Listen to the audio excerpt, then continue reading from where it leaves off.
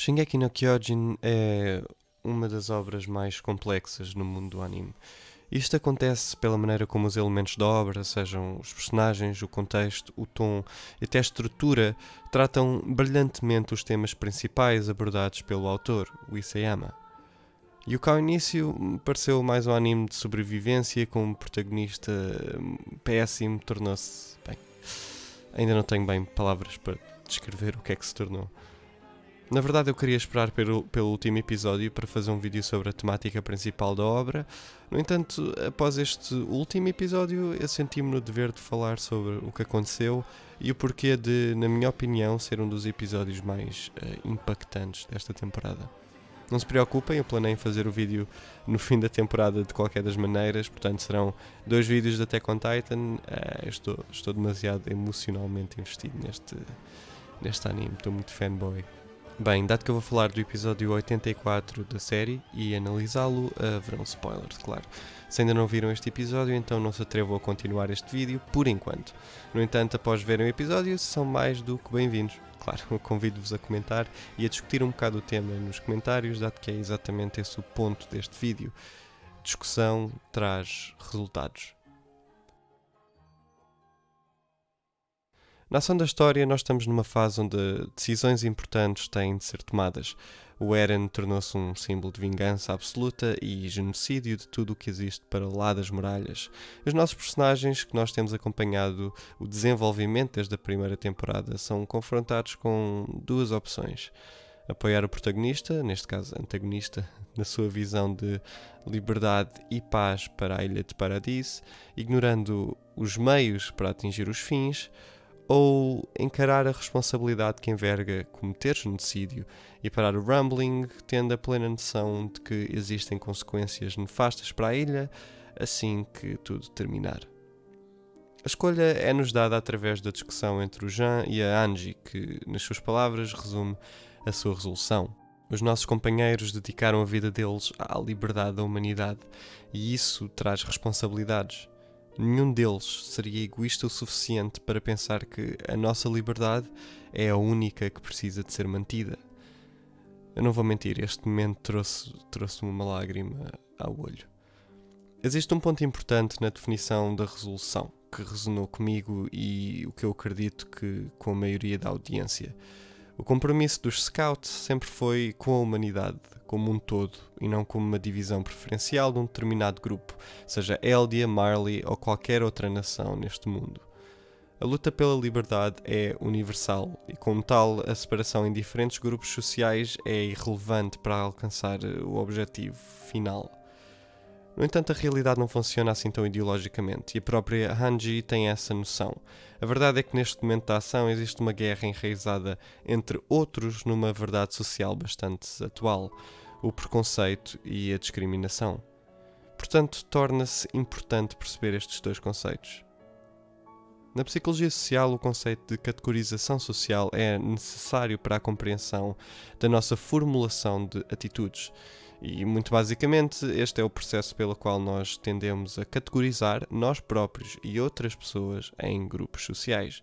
Isto acontece porque nos é benéfico, facilita-nos a inferências sobre terceiros e sobre nós mesmos e o processamento de uma estrutura social coerente e não aleatória. No entanto, tanto pode ser benéfico como também pode ser altamente destrutivo. O preconceito é estudado como uma atitude geralmente negativa, baseada apenas na pertença de um indivíduo ao seu grupo social. Por exemplo, para os Marleyan, ser um Eldian é ser perigoso, é ser mau, ou um demónio. Por outro lado, a discriminação é agir ou comportar-se de acordo com esta atitude. Ser Eldian é perigoso, violento e um demónio, então não haverá problemas em que eu tenha comportamentos violentos para com eles. E é o exacerbar deste conceito na sociedade de Marley, juntamente com métodos de propaganda e estrutura social altamente hierarquizadas e desigual, extremamente semelhante à Segunda Guerra Mundial, que faz personagens como a Gabi cometerem crimes de guerra sem estar sensibilizadas ao facto de que todos eles, no fim de contas, pertencem ao mesmo supragrupo, o grupo dos humanos. Algo que ela vai percebendo através do contacto direto com os seus inimigos. Desde o fim da Segunda Guerra Mundial que a preocupação de muitos cientistas sociais tem sido procurar maneiras de reduzir preconceito e discriminação com o objetivo de perceber e prevenir os acontecimentos que transpareceram, e alguns autores chegaram a conclusões interessantes. Dadas as semelhanças e inspirações dos acontecimentos desta última temporada de Attack on Titan com alguma das guerras que aconteceram na nossa realidade e, infelizmente, algo que ainda é bastante atual, eu surpreendi-me com este episódio e as suas semelhanças com algumas das conclusões a que Gordon Allport, um psicólogo social, chegou no seu livro A Natureza do Preconceito, publicado em 1954. Mas já vamos tocar nesse assunto. Primeiramente, eu quero perguntar-vos o seguinte. O que é que dariam para provar o guisado da Hanji? À superfície, é apenas uma refeição nutricional para manter forças desta nova aliança formada entre a equipa de Marley e membros do Paradis, mas nós sabemos que simbolicamente representa mais do que isso. Aliás, a meu ver, representa duas coisas. A tentativa de fomentar discussão e resolução de tensões que existem entre estes dois grupos, e a segunda é retratar metaforicamente o desenvolver desta discussão ao longo do episódio. Irving Jarvis é um cientista social que na década de 70 estudou o impacto da partilha de refeições na clareza e entendimento de uma mensagem comunicada e descobriu que, quando se partilham refeições, grupos estão mais abertos a ser persuadidos ao transmitir e receber mensagens, ou mais abertos a ouvir e a comunicar. Existe uma razão pela qual este jantar, à luz da fogueira, existe neste momento da história. E eu acredito, para provar um ponto. No decorrer da discussão é aparente que o clima de tensão que se vive entre estes dois grupos, nomeadamente porque há umas horas atrás andavam a matar-se uns aos outros num ambiente de guerra total, seria de esperar que esta reunião não terminasse bem de todo.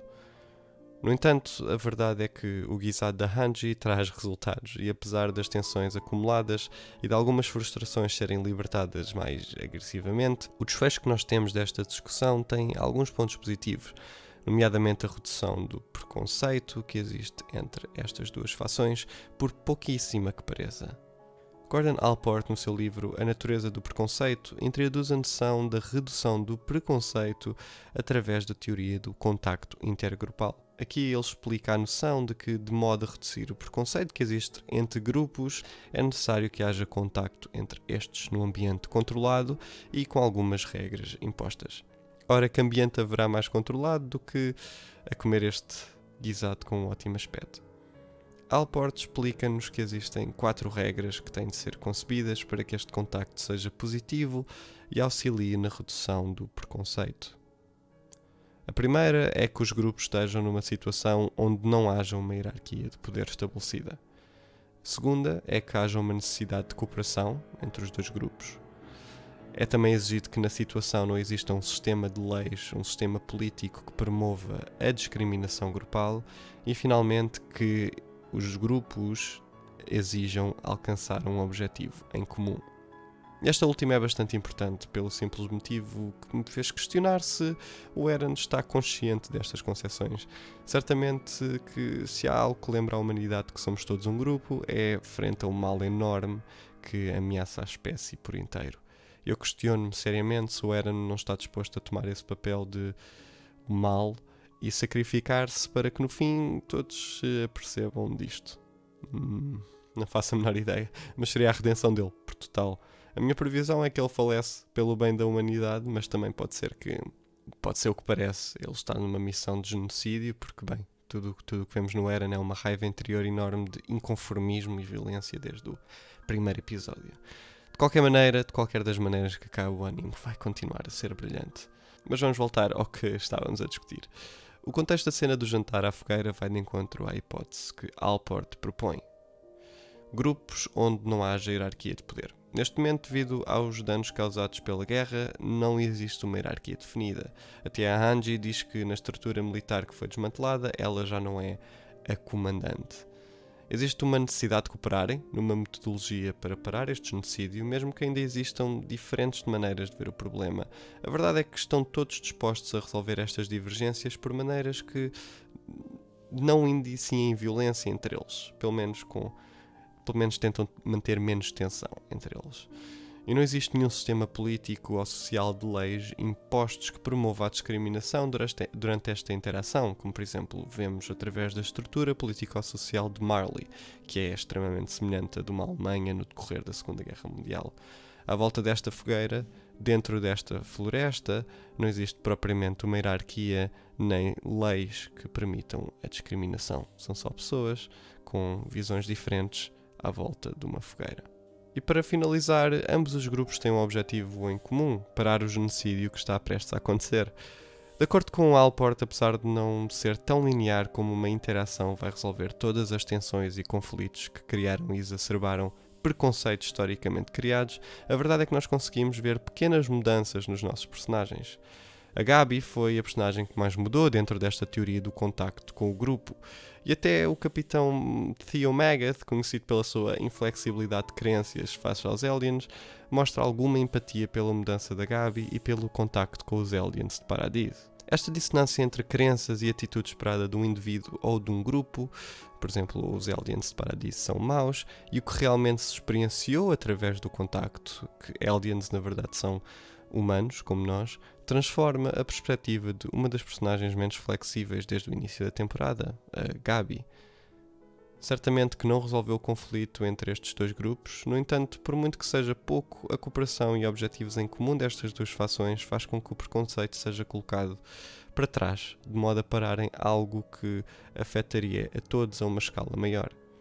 Eu penso que esta é a mensagem deixada pelos camaradas que ficaram para trás, a simbologia das batatas, do guisado, a história sobre a morte do Marco, que criou a maior tensão. Tudo isto são maneiras de expor os problemas e expor as tensões que existem entre estes personagens, e assim que esteja tudo no aberto, as cartas estejam todas em cima da mesa, colocar isto para trás para que atinjam um objetivo em comum. Contacto, comunicação e discussão dentro do contexto apropriado ajuda-nos a dar o primeiro passo para resolver as nossas diferenças e os nossos preconceitos. Um plano a longo prazo e com muito sacrifício, mas que vale a pena lembrar, no entanto, que a mudança social não acontece do dia para a noite. E esta é uma ideia com que eu posso concordar. Muito obrigado pela vossa atenção e até ao próximo vídeo.